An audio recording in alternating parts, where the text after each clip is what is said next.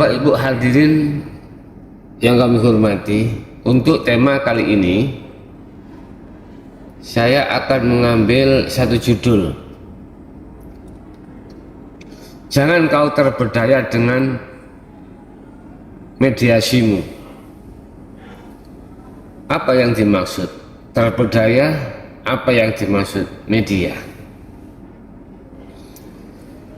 Rasulullah SAW pernah bersabda terhadap sahabatnya, ya. Pada waktu itu beliau dan para sahabat mukmin itu habis berperang, ya.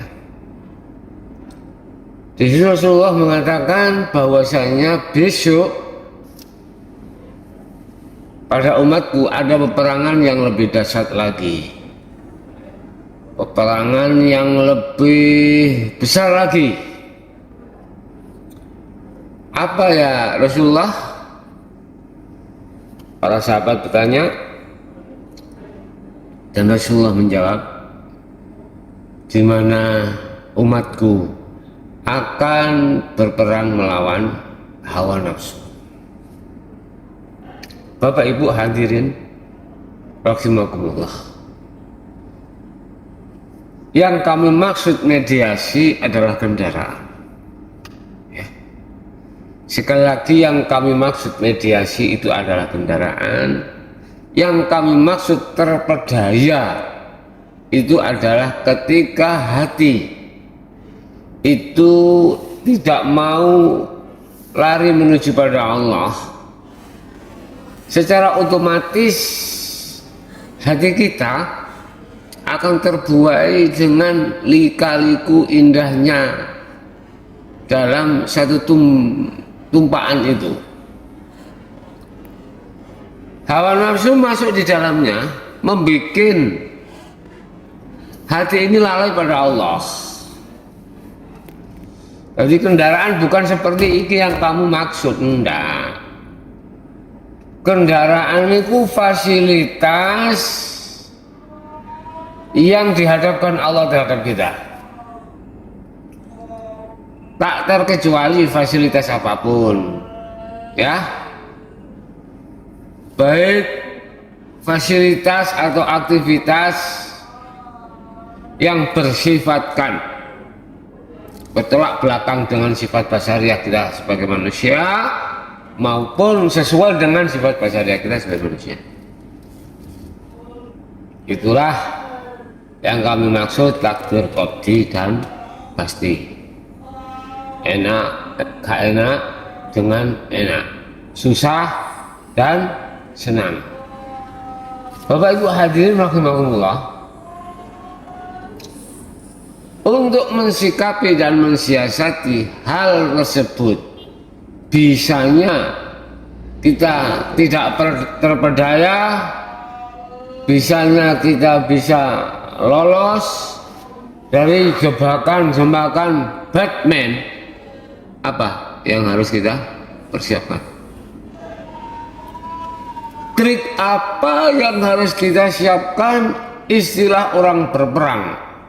Senjata apa yang harus kita siapkan untuk menghadapi musuh yang seperti itu?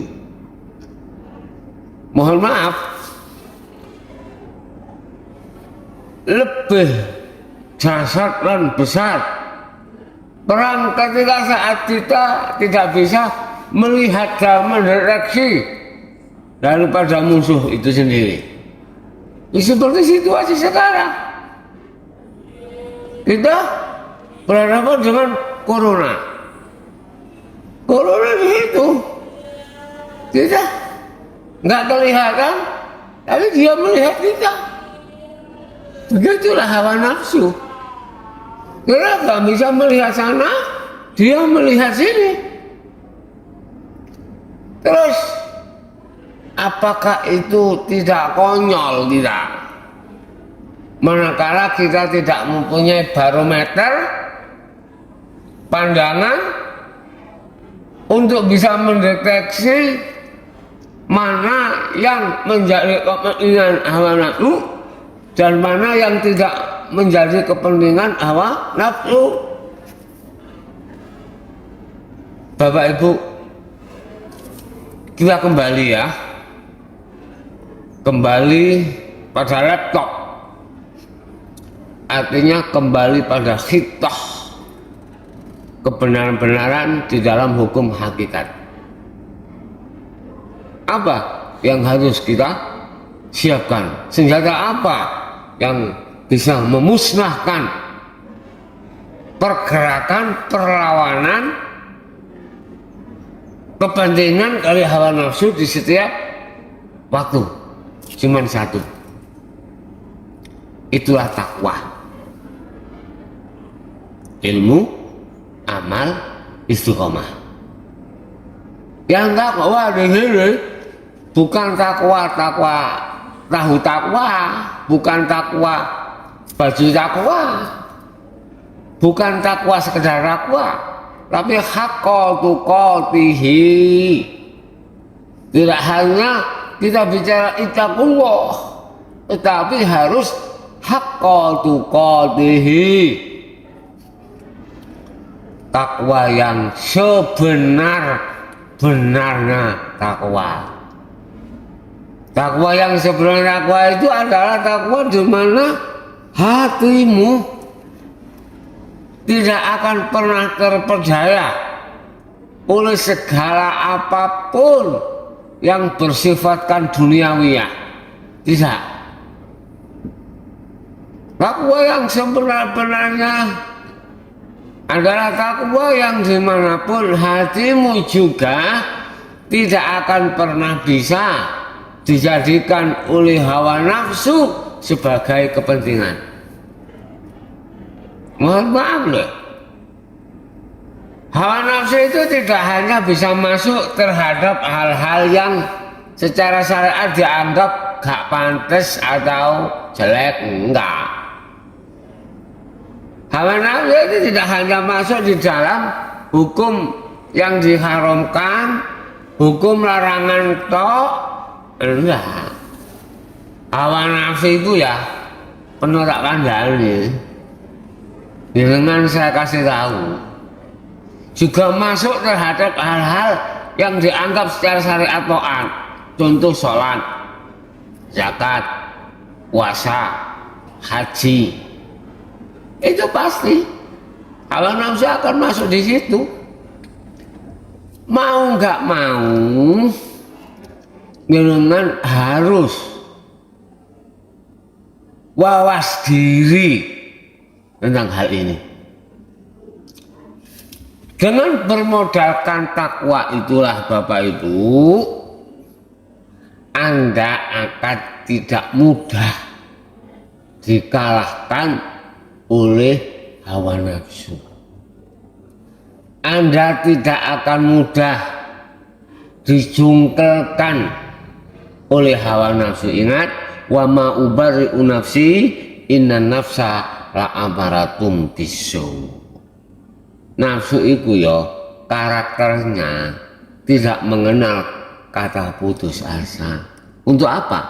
Untuk menjerumuskan hati ini supaya lalai dari Allah. Oleh sebab itu kita harus juga mempunyai trik di dalam medan peperangan. Kita harus mempunyai sistem dalam medan pertempuran. Makanya kita dalam medan pertempuran harus punya strategi, ya, bagaimana cara mengalahkan musuh. Secara otomatis kita harus tahu pergerakan daripada musuh. Kita harus tahu pergerakan daripada hawa nafsu. Ketahuilah bahwasanya hawa nafsu itu juga masuk di dalam hukum taat secara syariat. Dia masuk dalam sholat, kita harus tahu.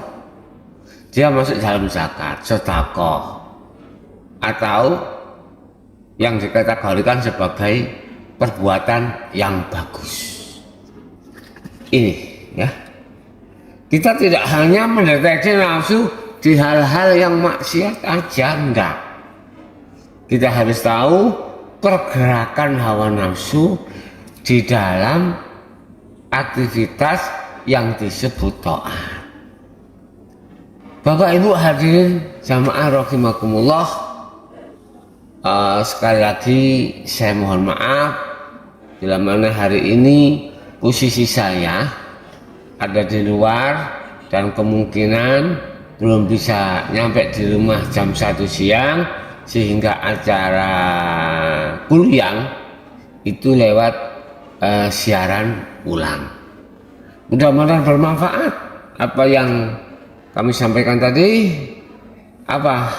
Kita kembali pada kesimpulan, segala aktivitas apapun yang dihadapkan Allah itu adalah mediasi, itu adalah kendaraan. Kita jangan sampai terbuai oleh nafsu di dalam kendaraan itu, ya. Kita harus tahu mengenali karakter daripada nafsu.